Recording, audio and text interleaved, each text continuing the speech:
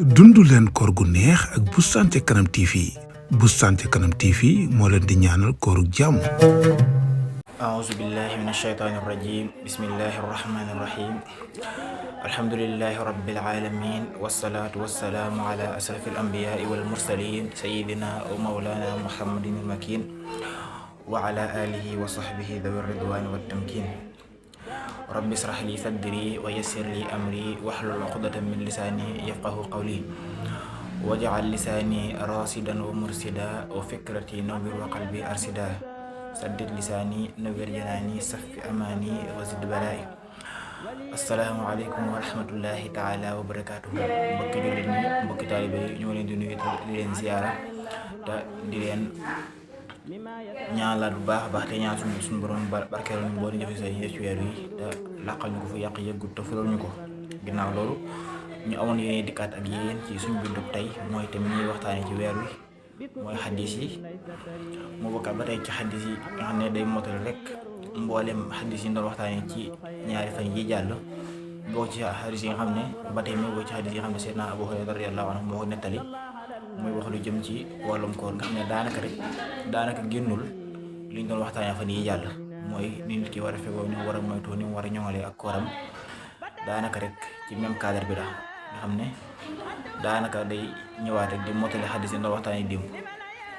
muy xadis bu tàmbalee ci an abi hurayrata radiyallahu anhu anna rasulallahi sallallahu alayhi wa sallam qaal ida asbaxa ahadukum saimun fala yarfusu wala yujhal wa in imru'un saamatahu aw saatamahu aw qaatalahu falyaqul inni saimun mu wax ne bu kenn ci yéen xëyee woor te deful leen loo xam ne day wane ne wóorut loolu nit muy wax lu jëm ci wàllum jigéen ak yu ci jëm wala ay waxi caaxaan wala ay waxi neen te deful dara lu wane ku nit ku réer la am kenn ku jóge fële koo xam ne xëy na wóorut wa illa feguwul comme moom ni mu fegoo bëgg a nekk di wax ak moom ci xeet wax yi wala koy jëm a ŋàññ wala muy jëm a xeex ak moom na fegu rek ne ko man damaa wóor te yem ci loolu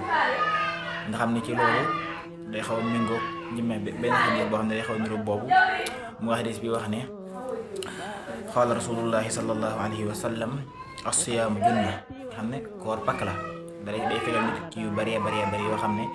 mën na ko musal ci yu bëree ay xuloo ay xeex ay ŋàññ yëpp mën na ko ci musal mu ne as-siyaamu junna fala yarfusu wala yujhal wa in imra'atun saatamahu aw xaatalahu falyaqul inni saa'im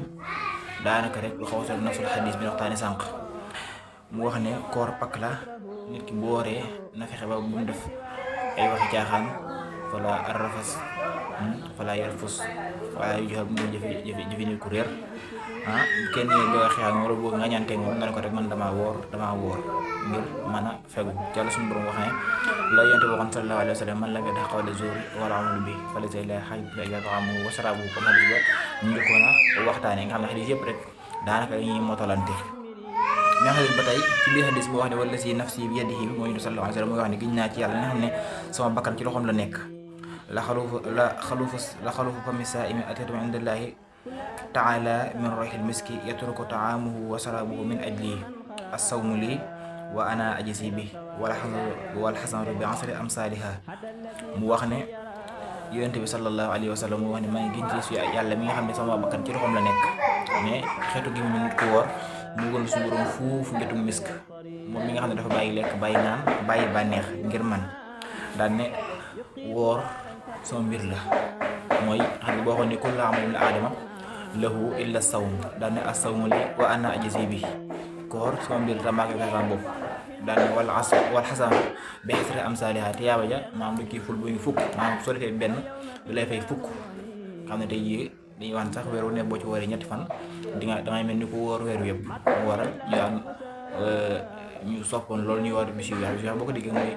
bisu fukk fan ak ñett fukk fan ak ñeent fukk fan ak juróom ci weer wu nekk ndax wax nañ ne al imam Maalik daana ko def moom mi nga xam ne ci am ngeen ñu sukkandiku kon ci loolu kon ñu taxawani foofu di ñaan suñu borom ñu ak dégg ak jëriñu wassalaamu aleykum wa rahmatullahi taala wa barakaatuh ak Boustan ca Kanam TV moo leen di ñaanal kooru jàmm